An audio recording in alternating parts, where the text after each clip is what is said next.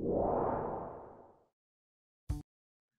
good morning, everyone, and thank you all for joining us. These are usually very great celebrations, and we love to do them in person because it means some life-changing things are going to happen for these people affected in these four regions. But nonetheless, I think we all understand why we have to do this virtually today, but it's still very important for us to really get going. It was more important to get started rather than wait for all this pandemic and the social distancing in the end, so we can get going and change the lives of people within these areas. I'm Sonny Perdue, Secretary of Agriculture, and I'd like to welcome you. I think if you're online today, you're one of the fortunate of Americans that have connectivity that can utilize these type of video capabilities to do different things. As we've seen, certainly in this consequences of the pandemic through distance learning, telemedicine, e-commerce, other types of things, it's become even more apparent that the digital divide is a negative anchor on many parts of America. In fact, I'm told that over 21 million Americans do not have adequate access to broadband high-speed capability. And this is not just a luxury these days. This is a necessity. And this pandemic has indicated to us more and more how that is, as we've had schools closed and children have to continue to learning over the internet. And many times this is just impossible. That digital divide, in my opinion, is just not tolerable. And these are steps that we're taking with Congress's appropriations to administer a program called ReConnect. And we want to reconnect these parts of America with the rest of the world in order that we can do many of the amazing things that we can do through technology we've already mentioned.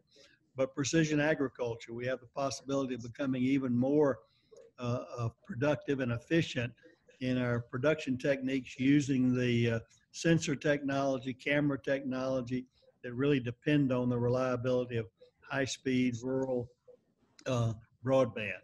Many of the big data results that come in from the combines and tractors these days also have to have a line of connectivity so they can be utilized in real time.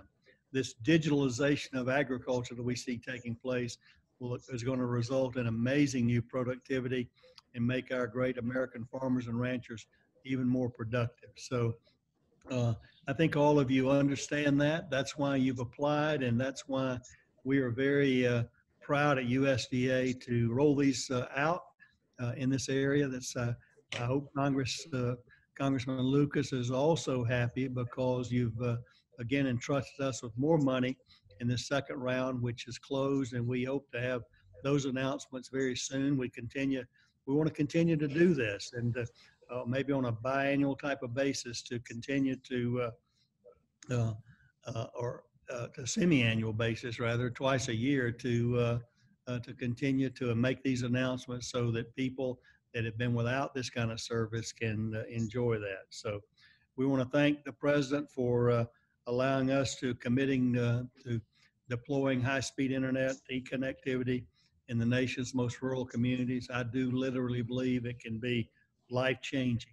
Today's announcements collectively are really going to be announcing $71 million in high-speed broadband in Oklahoma and parts of Kansas as well, which are going to benefit 12,500 residents and businesses, including 59 farms.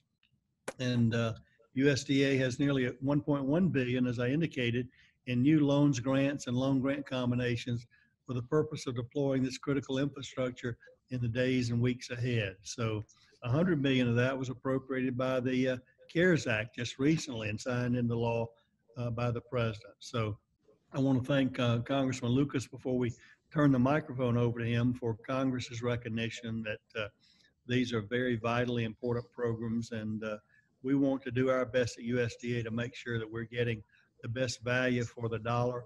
I think with these loan grants, loan grant combinations, and the applications there, we're getting the best of the best is these companies. And I want to thank these companies today that we'll introduce here in a little bit.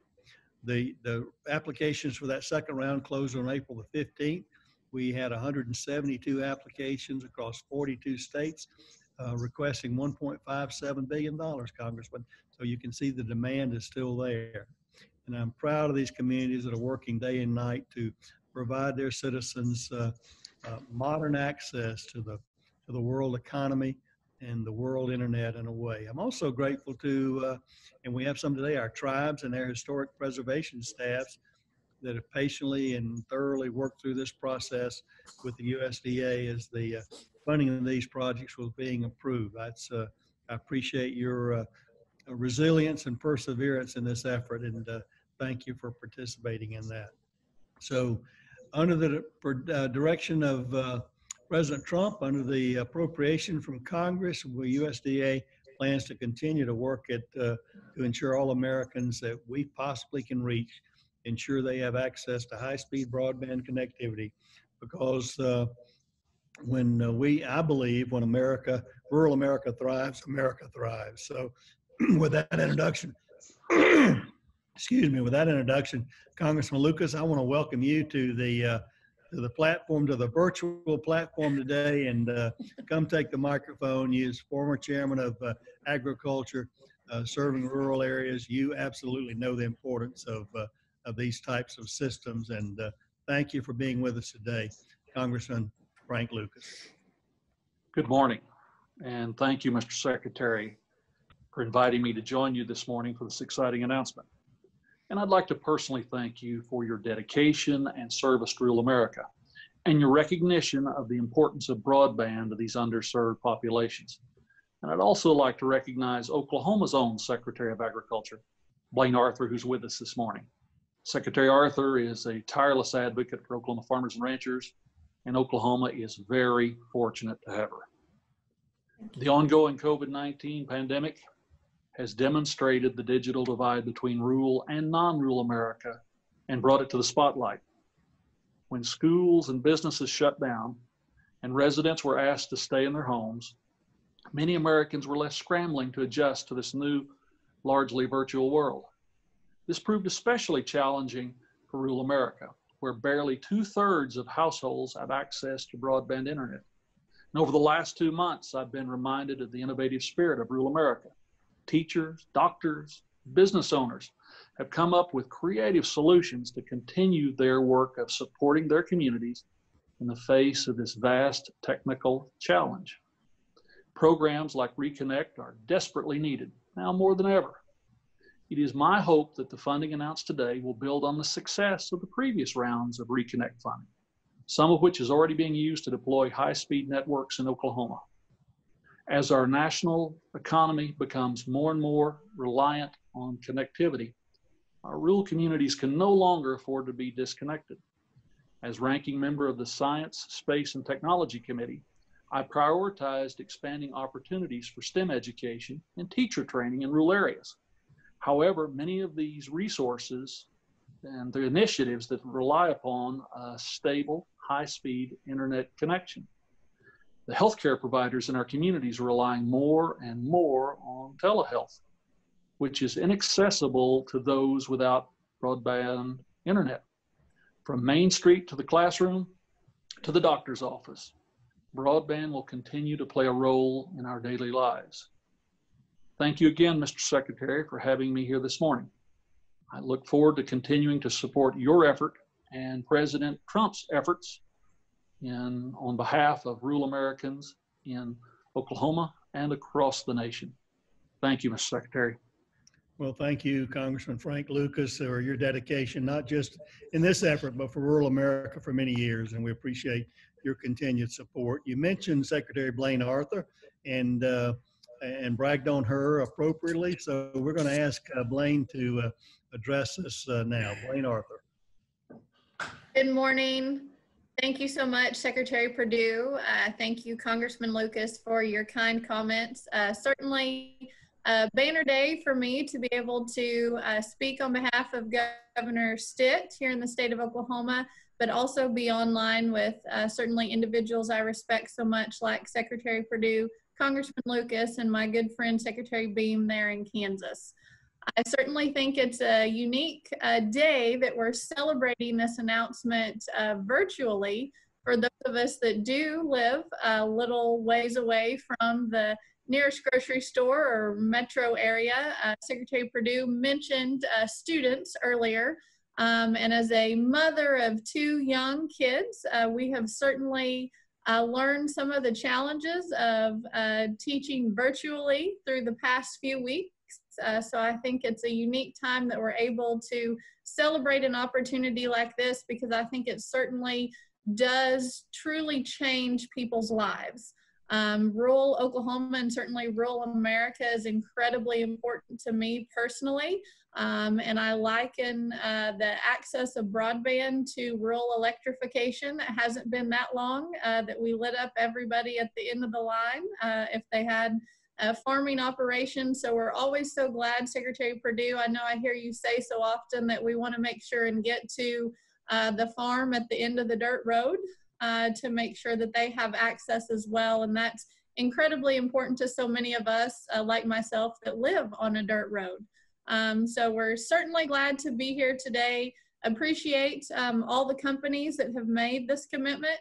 Certainly appreciate USDA, and always appreciate Congressman Lucas's leadership to never forget about the folks at home who are doing the good work that farmers and ranchers do every day. So very exciting opportunity for the state of Oklahoma, for all of our citizens here in the state, and just very glad to be part of this announcement. And we look forward to hopefully future announcements here in the state of Oklahoma. And just glad to be here today, and hope the next time we can see each other in person. Thank you so much. Well, thank you, Secretary Arthur, and I look forward to coming to Oklahoma and experiencing some of that broadband that we are implementing right now. I really appreciate the relationship that you 2 states have between Kansas and Oklahoma, as been mentioned with Secretary Mike Beam joining us from Kansas. Obviously, broadband connectivity really knows no boundaries, and sometimes the underserved cross these boundaries, and it's good to have Kansas participating with us and in some of the awards today. So we'd like to thank Secretary Mike Beam and invite him to speak.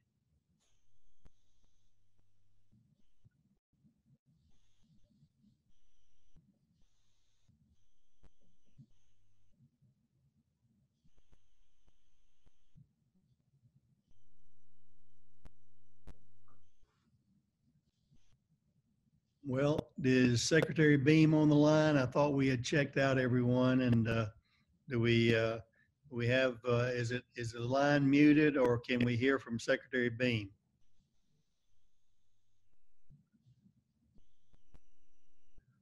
Well, we will hear from Secretary Beam later, and thank you all for allowing us to visit with you today.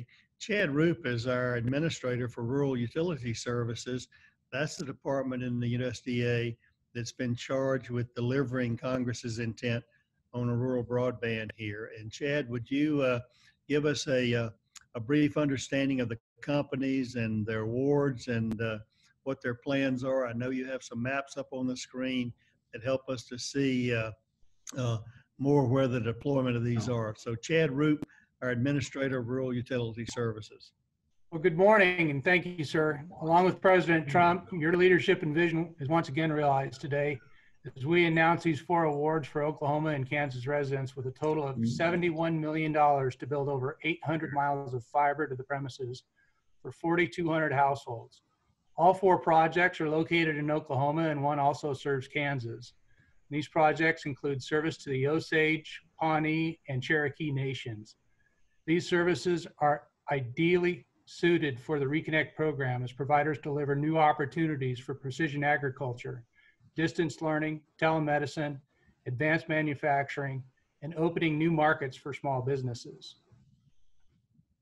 The first award is to Knokla Scheidler LLC with a 50% loan, 50% grant combination of $15 million in loan and $15 million in grant. The total project cost of $30 million will be used to construct 251 miles of fiber to the premises in Osage County, Oklahoma, to serve 867 households. The second award is to Toto Communications, who is awarded a 50% loan, 50% grant combination as well, with $18.9 million in loan and $18.9 million in grant. Total project cost of almost $38 million will be used to construct 621 miles of fiber to the premises in both Kansas and Oklahoma to serve 3,210 households. Building modern infrastructure in historic areas ensures that every tribal member has the opportunity that technology delivers while respecting the area's heritage and preserving the past. I apologize for the interruption. The third award today is to Cross Cable Television LLC, who is awarded a 100% grant of $2.2 million, and when matched with their cash contribution of $748,000, they will construct 30 miles of fiber to the premises in LaFleur and McIntosh counties, Oklahoma, to serve 94 households. And then the final award today is to Carnegie Telephone Company. They're receiving a 100% loan of $1.2 million to construct 15 miles of fiber to the premises for the town of Carnegie in Kiowa County to serve 88 households. And again, these projects bring new opportunities to rebuild our nation's infrastructure and renew our economic growth in rural America. I'd like to turn it back to you now, sir, in appreciation for all the efforts that you've done in leadership. Thank you. Well, thank you, Chad, for your administration of this. And we're going to hear from the companies in a moment, but I understand we may have Mike Beam back with us now. So Mike, are you available to speak to us, Secretary of Agriculture, Mike Beam? Yes, I hope you can hear me now. But good morning. This is exciting news. You know, we always accomplish great things when we have cross-border cooperation and involvement. So we're really excited that this award and this project will reach a substantial number of households in the state of Kansas. And this state has for several years identified broadband access as the real key. And that started before my tenure here, and recently was identified through a whole series of listening sessions last year regarding rural prosperity. And access to broadband quickly was identified as one of the top keys. So it has an economic opportunity, economic consequence, but you know, there's also lots of exciting technology out there that will help our farmers and ranchers be more sustainable and adapt technology that's more friendly to the environment. And so this is exciting. It's a good step, and we look forward to continuing to roll this out as much as possible. Well, thank you very much, Secretary, and you're exactly right. Regionally, when states work together rather than against one another, good things can happen. And now I want to bring these companies together to talk about their projects, and let's hear from them. We're going to begin with Jill Keeney, the CEO of Can-Okla Scheidler. So Jill, please welcome. Thank you. Good morning. Can-Okla Scheidler is in your lighter pink areas there. And we're looking forward to bringing fiber to those communities of Scheidler, Webb City, Grainola, Forker, and Winona. We specialize in rural and we specialize in fiber since we're a longtime provider out here and we live and work out here. And we know the expense of connecting all of these rural populations with very low density. But these beautiful Flint Hills areas are full of cattle ranches and oil fields, along with families, teachers, and students that have been needing high-speed connection for a while. We currently serve to the just west adjacent of these territories in Kansas and Oklahoma, which is where the Can-Okla name comes from. So we have 4 counties in Kansas and 6 in Oklahoma that we serve with a fiber connection. We just purchased this area in the light pink, and we knew immediately that we wanted to bring fiber connections to our new members in this northwest rural Osage County project.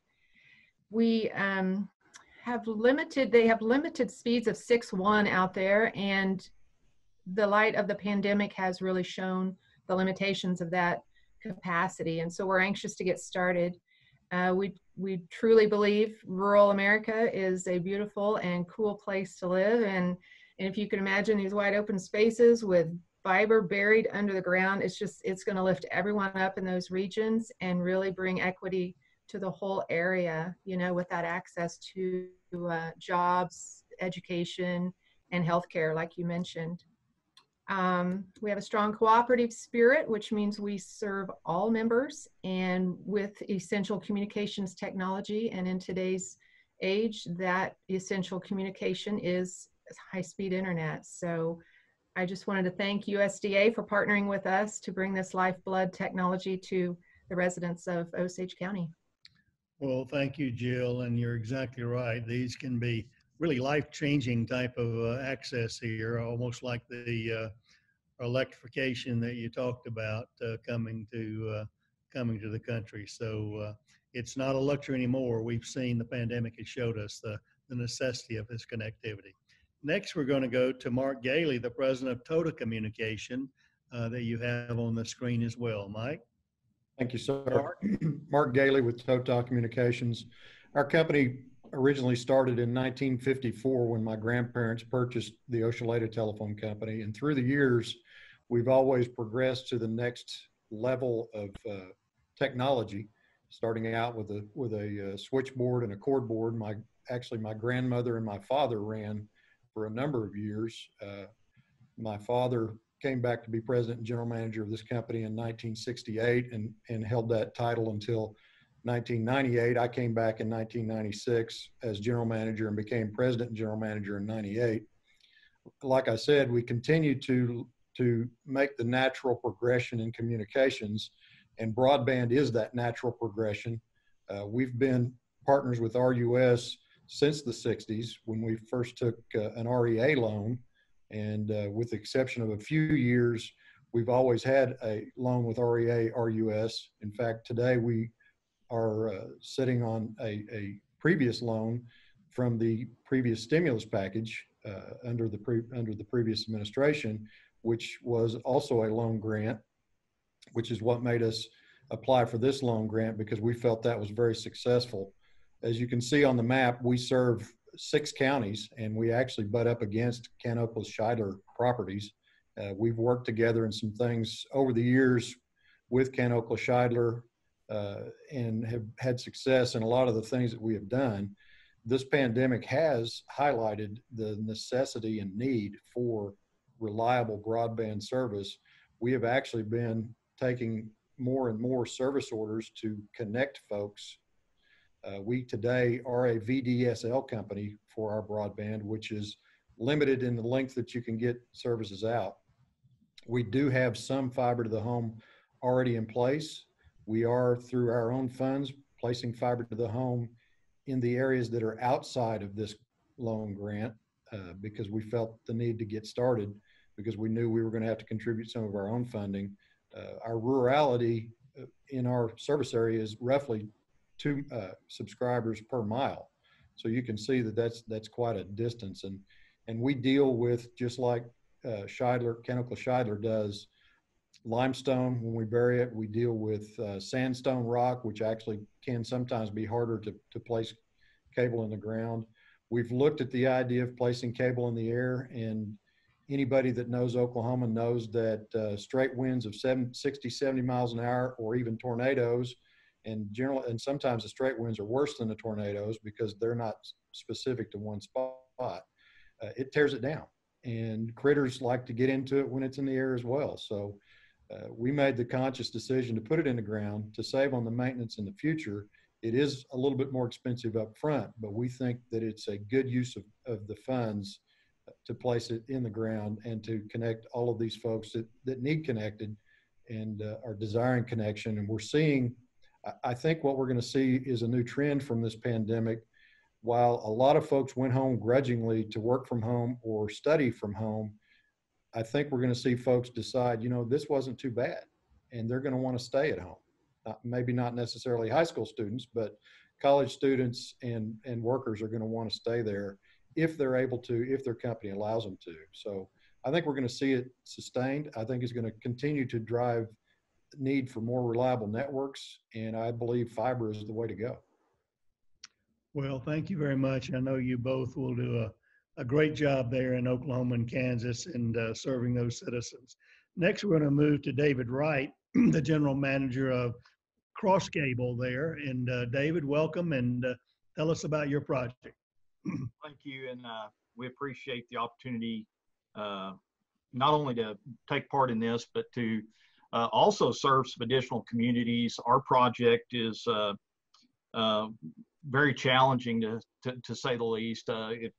We go by the statistics. We're sitting in an area where, or plan to serve an area where the average customer is about 3 customers per square mile. We do have the benefit of living on or near the Kaimishi mountain range. And so it's a very rocky, in many ways, mountainous terrain, much like Mark had indicated.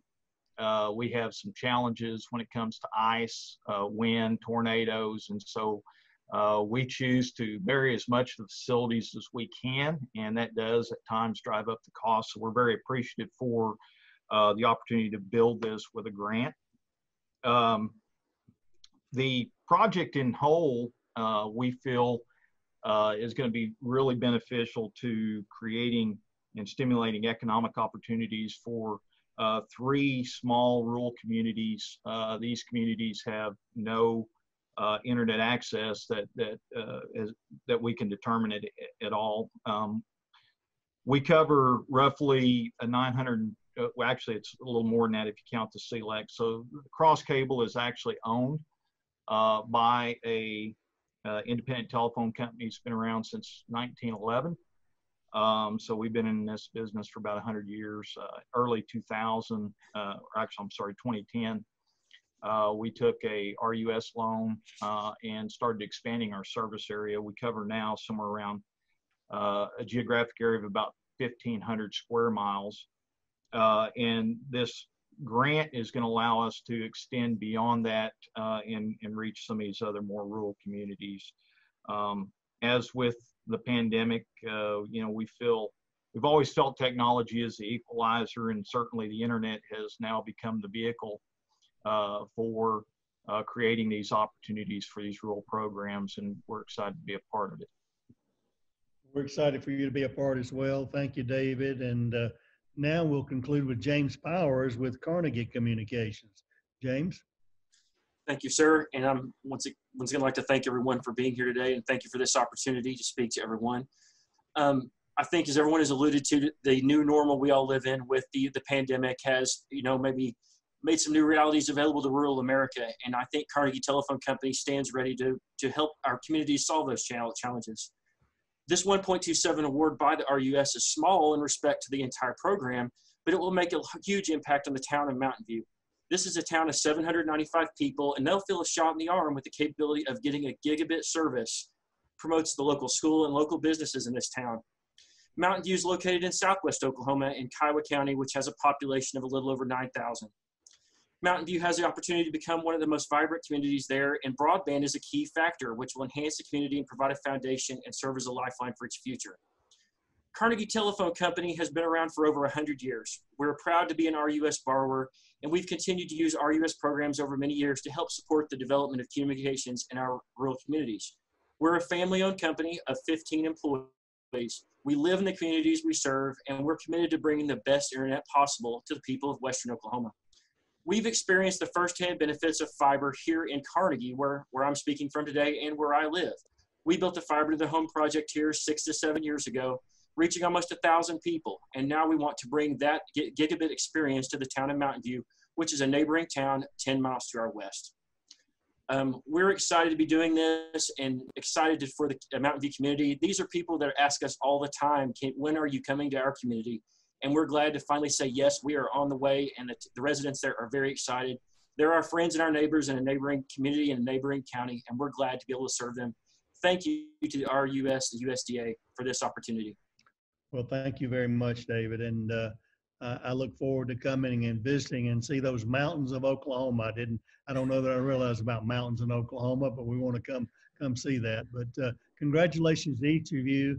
Congressman Lucius, thank you for joining us. And for our two secretaries. Both thank you. And it's a great day for Oklahoma and Kansas. And Chad, we look forward to more of these being announced very soon. Thank you all. Have a great day. Thank you. Thank Thanks, sir. you. Thank you.